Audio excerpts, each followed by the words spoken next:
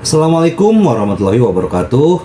Salam sejahtera buat kita semua. Semoga kita semua dalam keadaan sehat jasmani dan rohani, tidak kekurangan satu apapun. Amin ya robbal alamin. Oke, Mimin akan melanjutkan cerita Liontin Giok Naganya. Tapi seperti biasa, bantu dulu tekan tombol like dan berkomentar juga Tuan dan Nona. Terima kasih sesudah dan sebelumnya. Seperti biasa, jangan lupa untuk bantu Mimin untuk tekan tombol like terlebih dahulu. Terima kasih Tuan dan Nona. Oke, lanjutkan saja ceritanya. Gas. Bab 1813 sampai bab 1816, pengemis tua itu berkata, ada istana dewa musim semi, dan itu adalah orang yang berkuasa sebelumnya. Namun, sejak generasi dewi musim semi sebelumnya terbunuh, kekuatan istana dewa musim semi secara bertahap melemah, dan yang lainnya kekuatan yang meningkat menyebut dirinya musim semi. Istana hantu tampaknya bekerja melawan istana dewa musim semi, dan sekarang pada dasarnya mengendalikan seluruh reruntuhan dewa musim semi. Ye Chong tercengang, tidak menyangka akan ada hubungan seperti itu. Dengan adanya istana hantu musim semi, semakin sulit untuk membangkitkan nyonya suci musim semi. Ye Chong sedikit khawatir. Dia bahkan tidak menyadari bahwa wajah Murong Yan bergerak tanpa terasa ketika dia mendengar ini. Kemudian, Ye Chong bertanya, Tuan tua, Anda termasuk dalam kekuatan apa? Pengemis tua itu tersenyum dan berkata, saya hanyalah seorang sanren. Yang paling saya sukai adalah lari dari alam misterius musim semi dan pergi keluar. Mari kita bersenang-senang, menjadi pengemis, dan meminta sejumlah uang untuk membeli anggur. Saya juga ingin mengucapkan terima kasih atas uang yang Anda berikan kepada saya. Meskipun pengemis tua itu mengatakannya dengan sinis, Ye Chong dapat mengatakan bahwa pengemis tua ini pastilah seorang pengemis, orang yang luar biasa, orang-orang.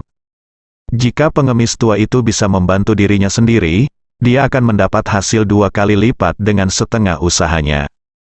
Ngomong-ngomong, kalian harus segera pergi. Di sini sudah sangat berbahaya. Orang yang mengejarmu tadi adalah salah satu dari 4 penguasa istana hantu musim semi. Diperkirakan dia akan segera membawa yang lain ke sini, kata pengemis. 4 tuan, Ye Chong bertanya. Pengemis tua itu melanjutkan, selain penguasa istana terkuat, istana dewa musim semi juga memiliki 4 tuan, yang dikenal sebagai 4 tuan, yang tadi adalah tuan keempat Zhong Mingwei, yang sudah menjadi yang terlemah di antara 4 tuan. Beberapa orang lain bahkan lebih kuat dari dia, dan bahkan aku tidak bisa menghadapinya. Ye Chong terdiam, ada terlalu banyak master di dunia rahasia ini. Jadi, saya menyarankan Anda untuk segera pergi. Jika orang lain datang menghalangi Anda akan mati. Pengemis tua itu berkata, hei, saya harus pergi juga. Saya masih ingin hidup dan tidur nyenyak, ini. Setelah mengatakan itu, pengemis tua itu berbalik dan pergi. Pak tua, saya masih tidak tahu harus memanggil Anda apa, tanya Murong Yan. Pengemis tua itu menggaruk kepalanya, saya bahkan lupa nama saya hanya ingat bahwa nama keluarga saya adalah Hong. Setelah mengatakan itu, pengemis tua itu berbalik dan pergi. Melihat pengemis tua itu pergi dengan tenang, Ye Chong dan Murong Yan tidak berdaya. Awalnya mereka memiliki banyak pertanyaan untuk ditanyakan kepada pengemis tua itu. Namun pengemis tua itu berjalan sangat cepat dan menghilang dalam sekejap. Ye Chong dan Murong Yan tidak punya pilihan lain selain pergi dari sini untuk sementara waktu dan mencari tempat untuk bersembunyi. Jika pengemis tua itu benar-benar mengikuti apa yang dikatakan pengemis tua itu dan pengemudi kios keempat Zhong Mingwei memimpin anak buahnya untuk mengejar, itu akan sangat sulit untuk ditangani. Di tengah reruntuhan dewa musim semi, ada sebuah gunung bernama Gunung Dewa Musim Semi. Di tengah lereng gunung Spring God Mountain, terdapat sebuah bangunan yang sangat megah. Yang paling dikagumi penduduk reruntuhan dewa musim semi adalah sinar matahari keemasan. Dan bangunan ini adalah tempat yang paling dekat dengan sinar matahari keemasan. Inilah pusat kekuatan reruntuhan dewa musim semi di masa lalu, Istana Dewa Musim Semi. Namun, keagungan Istana Dewa Musim Semi telah hilang. sekarang situs lama Istana Dewa Musim Semi adalah satu-satunya peninggalan Istana Dewa Musim Semi yang bisa mereka banggakan. Sejak Dewi Musim Semi dibunuh dan kehilangan jejaknya, seluruh Istana Dewa Musim Semi telah dipimpin oleh tetua asli Istana Dewa Musim Semi. Namun, kemampuan tetua agung itu terbatas, dan Istana Dewa Musim Semi secara bertahap menurun. Selain menjadi pemilik istana-istana Dewa Musim Semi, Dewi Musim Semi juga memiliki identitas sebagai pemimpin reruntuhan Dewa Musim Semi. Identitas pemimpin ini kini untuk sementara diurus oleh Cheng Kun, mantan pacar Dewi Musim Semi. Dapat dikatakan bahwa Cheng Kun secara nominal telah menjadi pemimpin generasi baru reruntuhan Dewa Musim Semi. Namun, Cheng Kun tampaknya tidak menyukai Istana Dewa Musim Semi, melainkan lebih memilih sekte baru lainnya, Istana Hantu Musim Semi. Sedangkan untuk Istana Hantu Musim Semi, terlihat dari namanya yang jelas berlawanan dengan Istana Dewa Musim Semi. Jika itu terjadi di masa lalu ketika Dewi Musim Semi ada, Istana Dewa Musim Semi tidak akan peduli sama sekali tentang sekte semacam itu. Namun kini, Istana Hantu Musim Semi telah melampaui Istana Dewa Musim Semi. Pertama-tama, kekuatan Istana Hantu Musim Semi sangat kuat. Selain Tuan Istana yang misterius, ada juga 4 tuan.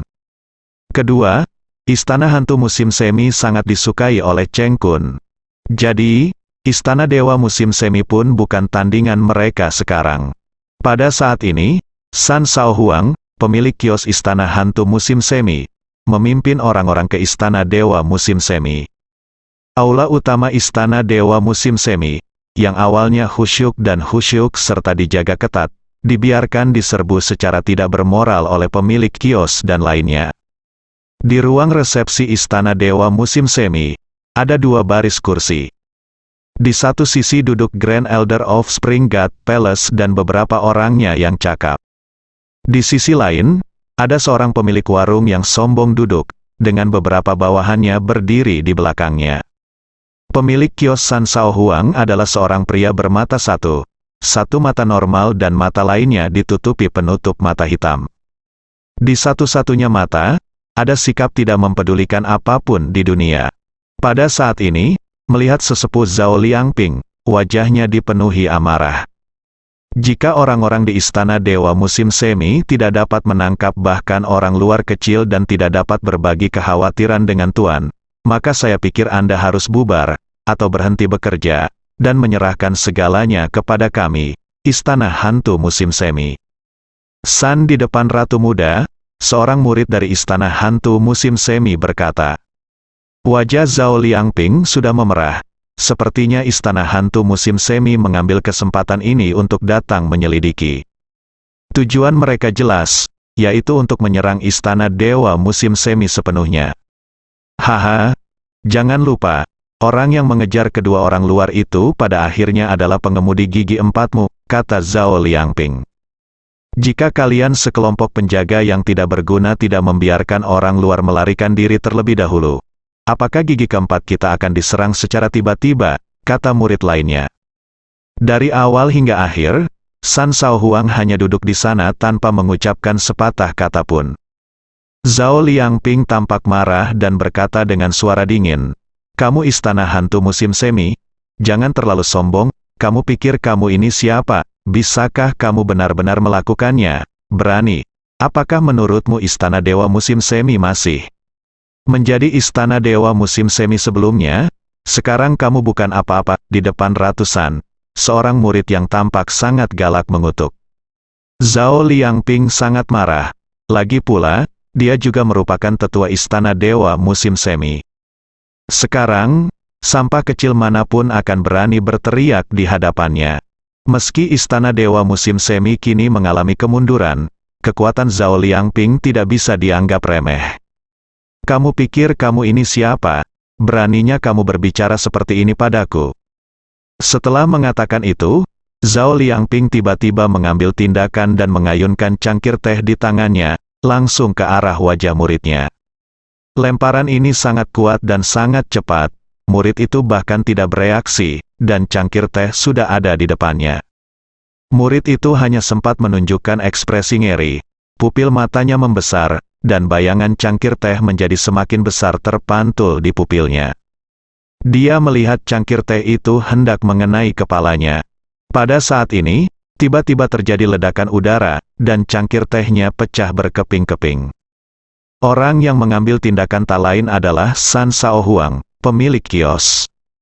Kemudian, San Shaohuang mendengus dingin.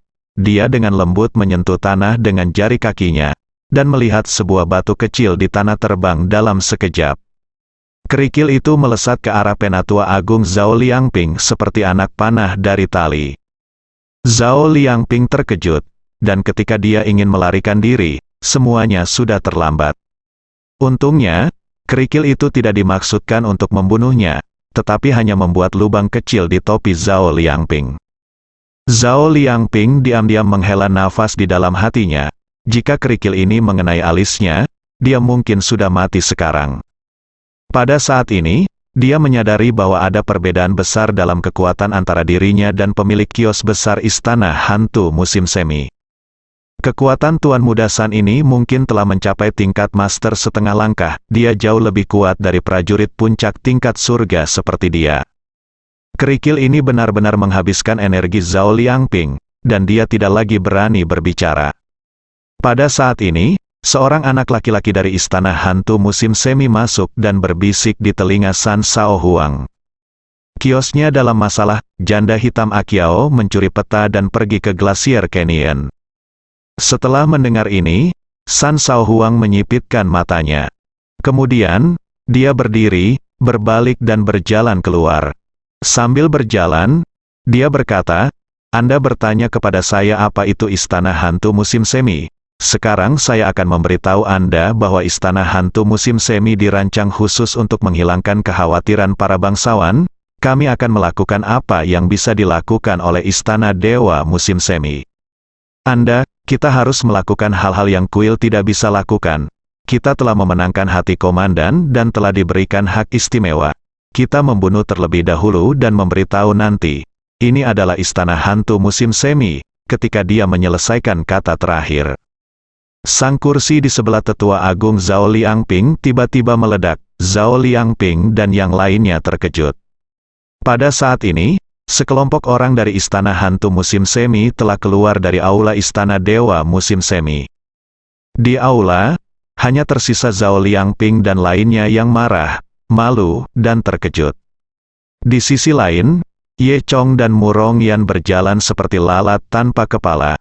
Tanpa sadar, mereka berjalan ke lembah bunga. Ini adalah lembah di antara dua gunung besar. Jika dilihat sekeliling, lembah ini ditumbuhi segala jenis bunga, hanya berupa lautan bunga. Udara di sekitarnya juga dipenuhi keharuman bunga. Hal ini belum pernah terlihat di dunia luar. Bahkan taman bunga buatan terbesar pun tidak 1/10 dari ukuran di sini. Murong Yan tercengang. Gadis secara alami menyukai hal-hal yang cerah dan indah. Bahkan Ye Chong, seorang anak laki-laki, merasa pemandangan di depannya sangat indah. Berbagai kategori dan bunga berwarna-warni ini membentuk gambaran yang aneh dan indah. Bunganya bermacam-macam, mulai dari yang besar hingga yang kecil. Yang kecil hanya seukuran jari tangan, sedangkan yang besar bisa memiliki kelopak yang panjangnya lebih dari 2 meter. Murong Yan bertanya pada Ye Chong, "Ini, bunga yang sangat besar, apakah itu piranha?" Ye Chong menggelengkan kepalanya, dia secara alami tahu piranha itu. Selain itu, dia dapat melihat bahwa tidak ada yang berbahaya pada struktur internal bunga tersebut. Belakangan, keduanya menemukan aliran kecil jauh di dalam lautan bunga.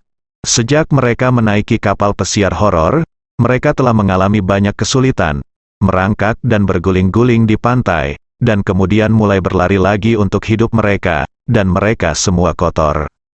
Saya kebetulan mandi di sungai ini. Saat ini, hari sudah larut dan bulan serta bintang sudah langka. Di bawah langit hitam, langit berbintang terlihat cerah, dan di bawah sinar bulan, bunga-bunga ini terlihat semakin menawan. Setelah sekian lama, tidak apa-apa bagi Ye Chong untuk tidak beristirahat, tapi Murong Yan sudah sangat lelah. Maka, Mu Rongyan menemukan sekuntum bunga besar sebagai tempat tidur. Bunganya berdiameter 2 meter, persis seperti tempat tidur bundar ganda. Mu Rongyan berbaring di atasnya, merasa sangat nyaman. Mencium aroma samar bunga, Mu Rongyan segera tertidur. Ye Chong duduk di sampingnya, bersandar pada batang bunga besar lainnya, menatap Mu Rongyan dalam tidurnya. Pada saat ini, Mu Rongyan sedang tidur nyenyak di benang sari bunga.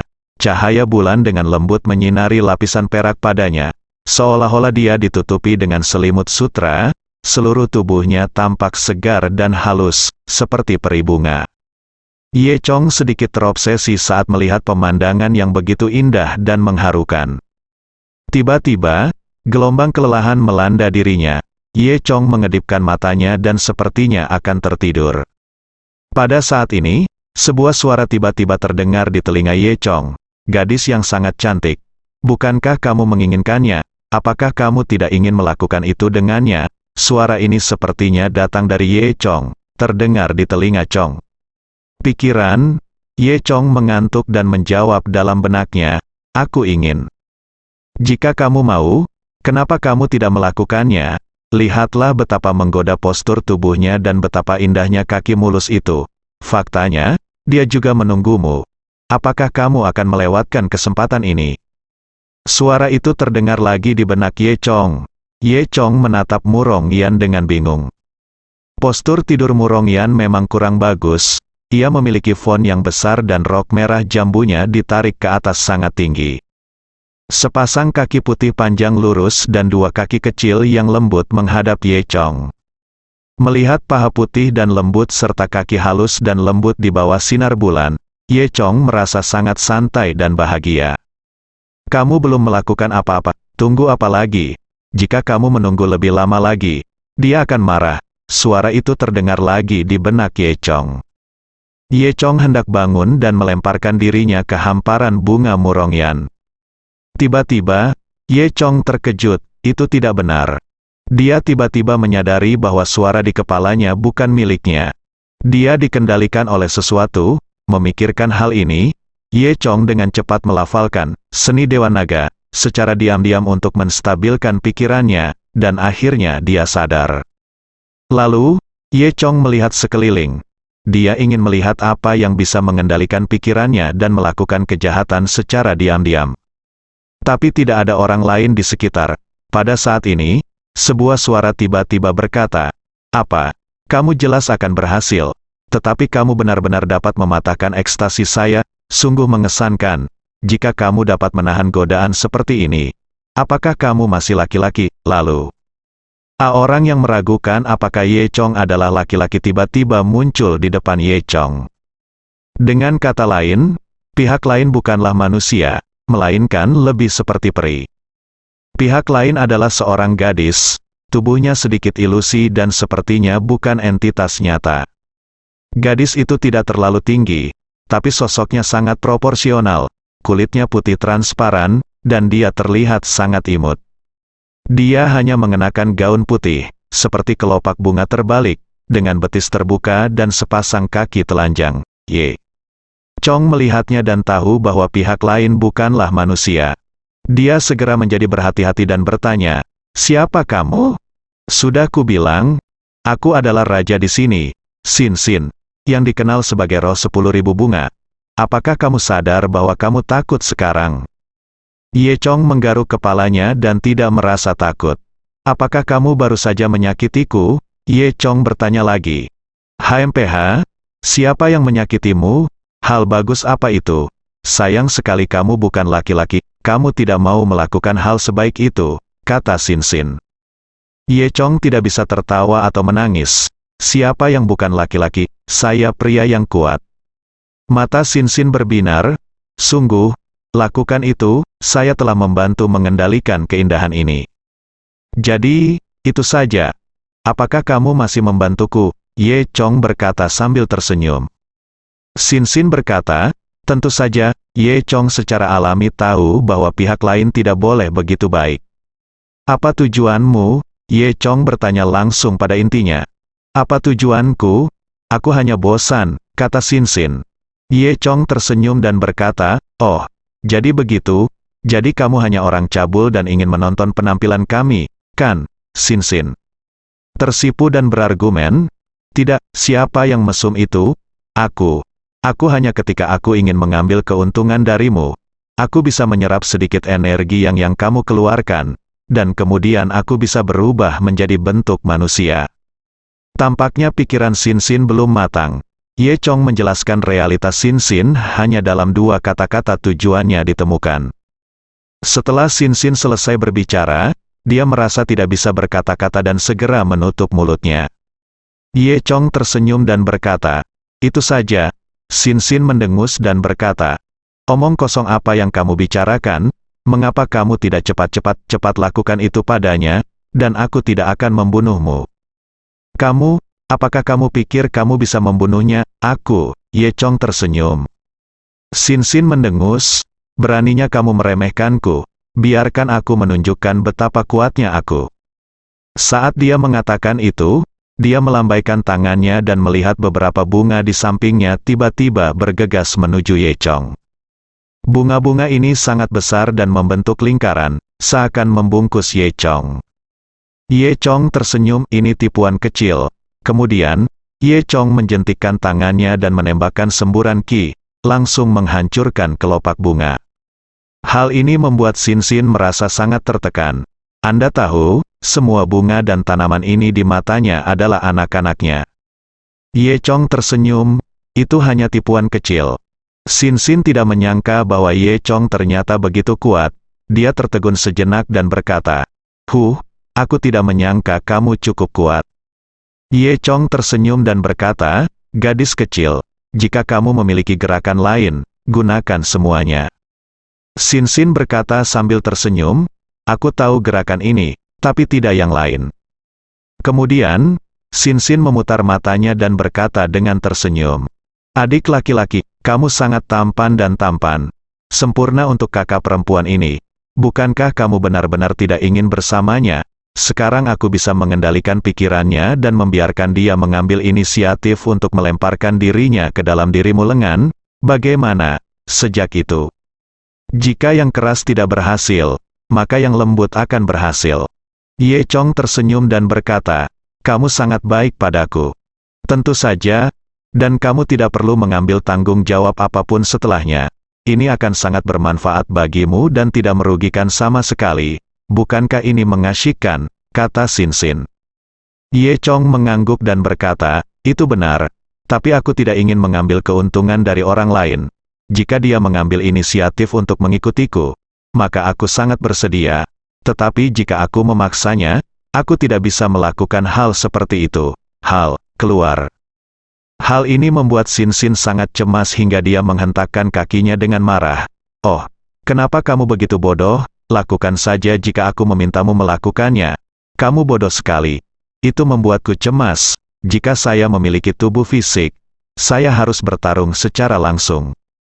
Ye Chong berkata sambil tersenyum, "Bagaimana kalau Anda membangunkan Mu Rongyan dan menanyakan pendapatnya? Jika dia setuju, tentu saja saya tidak keberatan." "Aku bodoh? Jika aku membangunkannya, bukankah kalian berdua akan lari?" Sekarang dia bukan tandingan Ye Chong, dan hanya bisa menahan mereka berdua dengan mengendalikan Mu Rongyan. "Juga, izinkan saya memberitahu Anda harus melakukannya hari ini, dan Anda harus melakukannya meskipun tidak melakukannya," kata Sin. Ye Chong bertanya dengan lucu, "Mengapa? Biar ku beritahu, dia telah dikendalikan olehku. Jika kamu tidak melakukan apa yang aku katakan, dia tidak akan pernah bangun," kata Sin. Ye Chong tersenyum dan berkata, "Benarkah, kamu punya beberapa ide? Tapi kenapa aku tidak mempercayainya? HMPH, apa menurutmu aku orang biasa? Apa menurutmu aku bercanda denganmu? Tentu saja aku tidak mengatakan itu. Itu semua benar. Jika kamu tidak percaya, cobalah saja dan lihat apakah kamu dapat membangunkannya," kata Sin. Ye Chong tentu saja tidak percaya bahwa Sin memiliki kemampuan seperti itu. Dia mengulurkan jari-jarinya, mengumpulkan energi aslinya, dan kemudian menyentuhnya di antara alis Mu Rongyan. Aliran energi jernih mengalir ke dalam kesadaran Mu Rongyan. Secara logika, seharusnya mampu membangunkan Mu Rongyan. Namun, apa yang Ye Chong tidak duga adalah bahwa Mu Rongyan benar-benar tidak bangun. Tampaknya Sin Sin tidak sepenuhnya menyombongkan diri, dia benar-benar memiliki kemampuan. Ye Chong mencoba 2 kali tetapi gagal membangunkan Mu Rongyan. Pada saat ini, Sin Sin mengangkat kepalanya dengan bangga. Bagaimana, sudah kubilang? Apakah kamu masih belum yakin sekarang? Ye Chong berpikir sejenak, tersenyum dan berkata kepada Sin Sin, tidak mungkin bagiku untuk menyetujui keinginanmu. Kondisinya, namun, saya punya solusi lain. Mata Sin Sin berbinar ketika dia mendengar ini, apalagi yang bisa kamu lakukan? Ye Chong berkata, gadis ini bukan pacarku. Jadi aku tidak bisa melakukan apapun padanya. Anda tidak bisa memaksanya melakukan hal semacam itu. Tetapi saya juga punya pacar. Ketika saya kembali, saya bisa berhubungan seks dengannya. Dan kemudian saya bisa mengirimi Anda energi yang, kata Sin Sin, apakah kamu pikir aku bodoh? Biarkan aku mengikutimu. Bagaimana jika kamu membunuhku? Ye Chong mengangkat bahu, percaya atau tidak. Itu terserah padamu. Dalam kasus terburuk, aku akan terus menggendong temanku. Pokoknya, selama dia meninggalkanmu cukup jauh, cepat atau lambat dia akan bangun. Saya pikir Anda pasti memperhatikan bahwa Anda memilih saya. Energi yang di tubuh saya berbeda. Dapatkah itu membantu Anda? Jika saya pergi, Anda tidak akan pernah menemui hal seperti ini lagi. Apa yang dikatakan Ye Chong sebenarnya benar, karena teknik Dewa Naga yang dipraktikkan Ye Chong pada awalnya merupakan teknik yang sangat kuat dan kuat. Selain itu, ada energi naga dan phoenix di dalam tubuhnya, yang merupakan energi yang lebih murni. Oleh karena itu, energi yang dalam tubuh Ye Chong dapat dikatakan sangat murni, berbeda dari energi orang biasa, yaitu yang tertinggi. Hanya energi yang semacam ini yang dapat diserap oleh Sin Sin dan diwujudkan menjadi kenyataan. Setelah mendengar apa yang dikatakan Ye Chong, Sin Sin terdiam dan mengangkat mulutnya. Ye Chong melanjutkan, kamu harus memikirkannya dengan hati-hati. Jika kamu merindukanku, aku khawatir kamu tidak akan bertemu yang lain jika kamu menunggu 100 tahun lagi. Baiklah, kata Sin Sin, kalau begitu aku akan melakukannya. Percayalah padamu sekali. Ye Chong berkata sambil tersenyum. Itu benar. Sekarang kamu tidak punya pilihan lain selain percaya padaku. Tapi, aku telah mengolah diriku sendiri di lautan bunga ini. Kamu tidak bisa meninggalkan ini lautan bunga, kata Sin Sin. Ye Chong berkata, ini mudah untuk ditangani, saya punya cara. Oh, cara apa? Tanya Sin Sin. Kamu tidak perlu khawatir tentang hal itu. Kamu bangunkan temanku dulu, kata Ye Chong. Sin Sin mendengus dan membangunkan Mu Rongyan tanpa berpikir terlalu banyak. Saya harus mengatakan bahwa Sin Sin ini masih sangat naif. Setelah Mu Rongyan bangun, wajahnya memerah. Ye Chong tentu saja tahu alasannya. Karena ketika Mu Rongyan tertidur, Sin Sin, roh 10.000 bunga, menanamkan banyak plot semacam itu ke dalam pikiran Mu Rongyan. Mu Rongyan pasti mengira dia sedang bermimpi tentang situasi ini. Tapi yang membuat Ye Chong sedikit aneh adalah ada sedikit ekspresi jijik di wajah Mu Rongyan. Ye Chong merasa tidak senang. Apakah Mu Rongyan bermimpi melakukan hal seperti itu dengannya? Jadi dia sangat membencinya. Dia hanya tampak sangat jijik. Bukankah aku, Lao Ye, punya daya tarik pribadi sama sekali? Ye Chong berpikir dalam hati. Ketika Ye Chong sedang berpikir liar, Mu Rongyan juga menemukan Sin Sin. Dia terkejut pada awalnya, dan kemudian bertanya dengan cepat, siapa ini?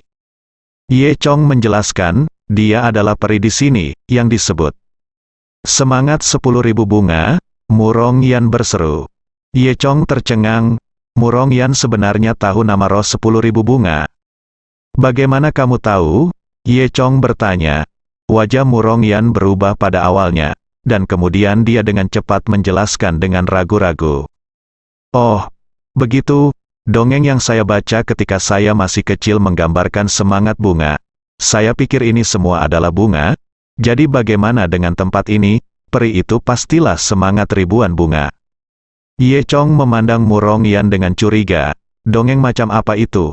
Ada juga deskripsi semangat ribuan bunga. Sin Sin bertanya dengan rasa ingin tahu. Apa itu sebuah dongeng? Murong Yan ragu-ragu. Oh, jangan bicarakan ini. Ngomong-ngomong, apa yang dilakukan roh 10.000 bunga di sini?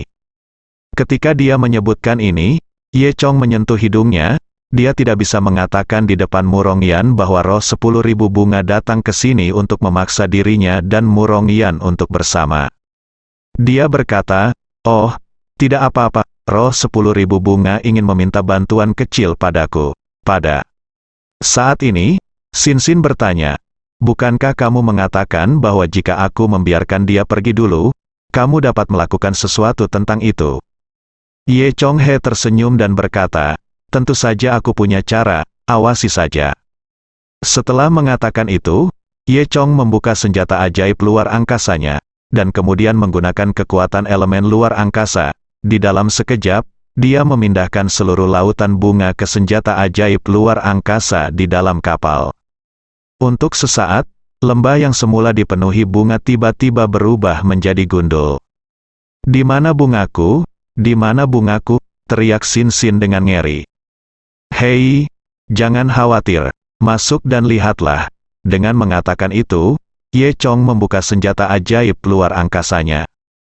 Karena Sin Sin adalah roh dari ribuan bunga dan bukan manusia fisik, sangat mudah untuk memasuki senjata ajaib luar angkasa Ye Chong. Ketika dia memasuki senjata ajaib luar angkasa, dia melihat bahwa semua bunganya telah dipindahkan ke sini oleh Ye Chong He. Namun, bunga-bunga ini adalah makhluk yang relatif rapuh. Setelah diperlakukan seperti ini oleh Ye Chong, banyak dari mereka menjadi lesu dan layu. Sin Sin berjalan keluar dari senjata sulap ruang angkasa tertekan, dan mulai menangis. Tidak bisa dibunuh. Kau buntu, jadi dia harus melakukannya, katakan. Jangan khawatir, aku masih punya cara. Saat dia mengatakan itu, Ye Chong menggunakan kekuatan Lin Yuan lagi untuk menuangkannya ke dalam 10.000 bunga. Setelah bunganya diberi nutrisi oleh elemen hutan, vitalitasnya langsung pulih dan tumbuh lebih baik dari sebelumnya. Dan Sin Sin juga merasakan nutrisi dari elemen hutan ini. Lin Yuan juga memberikan manfaat besar baginya. Namun, itu tidak berlangsung 5 detik sebelum Ye Chong mengambil kembali Lin Yuan. "Kekuatan macam apa yang baru saja kamu gunakan? Lebih banyak lagi." Sin Sin memandang Ye Chong dan berkata dengan gembira. Ye Chong tersenyum pahit dan berkata, "Kalau begitu, kamu menginginkan hidupku." Bagaimanapun, ini bukan benua elemental, meskipun Ye Chong telah mampu mengubah energi sejati menjadi kekuatan unsur. Namun, transformasi ini sangat menghabiskan energi sebenarnya dan kekuatan internal Ye Chong. Mengubah Qi menjadi kekuatan unsur mirip dengan mengompresi genangan air menjadi setetes air. Jadi semua yang dilakukan Ye Chong tadi sudah merupakan kerugian besar. Pada saat ini, jika dia ingin memberi Sin Sin lebih banyak kekuatan elemen Lin, Ye Chong akan kelelahan. Melihat Ye Chong tampak tidak mau, Sin Sin sedikit kecewa. Dia menggumamkan kata-kata seperti, "Ye Chong pelit sekali," dan masuk ke senjata ajaib luar angkasa Ye Chong. Ye Chong baru saja kehilangan banyak energinya, jadi dia meminum 2 pil, lalu mengeluarkan kayu-kayu manis. Setelah dia dan Murong Yan makan cukup, mereka memutuskan untuk terus berangkat. Sin Sin adalah semangat dari ribuan bunga, dia tidak perlu makan secara normal, dia hanya perlu minum nektar ketika dia lapar, yang sangat mudah untuk diberi makan. Rencana Murong Yan dan Ye Chong saat ini adalah menemukan danau dewa musim semi. Namun, jalan semula tidak bisa diambil. Mereka tidak mau pergi ke tempat keramaian. Jika bertemu dengan penduduk setempat di sini, Bao Buqi akan datang menjemput mereka. Oleh karena itu, Ye Chong dan Murong Yan memutuskan untuk pindah ke arah yang berlawanan dengan kota sebelumnya. Namun, yang tidak mereka duga adalah meskipun mereka mengikuti petunjuk ini, mereka akan segera bertemu dengan penduduk setempat. Keduanya berada di hutan yang sepi. Tidak lama setelah berjalan, Ye Chong mendengar suara keras. Terlihat jelas sekelompok orang sedang berjalan ke arah mereka. Ye Chong tidak ingin menimbulkan masalah, jadi dia segera meraih Murongyan dan mereka berdua bersembunyi di balik tumpukan kerikil. Keduanya menahan nafas, tak satu pun dari mereka yang berani bergerak. Mereka hanya berharap yang lain segera meninggalkan mereka. Namun kebetulan setelah sekelompok orang ini muncul, mereka berhenti untuk beristirahat tidak jauh dari Ye Chong dan Murongyan. Ketika dia melihat orang itu datang, Ye Chong mengutuk dalam hatinya, sungguh sial. Ternyata di antara sekelompok orang, ada satu orang yang Ye Chong kenal, dan itu adalah Zhong Mingwei, pemimpin keempat yang memiliki telah mengejar mereka sebelumnya. Zhong Mingwei berkata kepada seorang pria kekar di sebelahnya, "Saudara ketiga, pos terdepan telah menyelidiki dengan jelas, janda hitam Akiao memang telah memasuki ngarai Gletser. Sepertinya dia benar-benar mencari jimat serangga Hades." Ini dikenal sebagai orang bernama Saudara Ketiga, adalah pemimpin tingkat ketiga, Kaxi, di antara 4 penguasa istana hantu musim semi. Wang Jiaxi mencibir dan berkata, "Haha, dia punya ide yang cukup bagus. Dia berpikir bahwa dengan mendapatkan jimat serangga, dia bisa mengendalikan serangga hantu di dunia bawah." Sungguh angan-angan. Setelah mendengar apa yang dikatakan Zhong Mingwei kepada Wang Jiaxi, Ye Chong sudah tahu tentang identitas Wang Jiaxi. Identitas? Dia diam-diam memikirkan sesuatu yang buruk. Ye Chong sudah berjuang untuk menghadapi kepala gigi 4, dan sekarang ada kepala gigi ketiga yang lebih kuat. Jika dia ditemukan, dia mungkin tidak memiliki kesempatan untuk melarikan diri. Yang bisa dia lakukan sekarang hanyalah terus menahan napas dan mencegah pihak lain menemukannya. Namun, Ye Chong masih meremehkan kekuatan lawannya. Jelas sekali bahwa dia telah ditemukan oleh pemimpin kecepatan ketiga, Gasi. Wang Jiaxi mendengus dingin, "Siapa itu, bersembunyi di sana dan menguping saya? Jika kamu tidak keluar, saya akan bersikap kasar." Bersambung.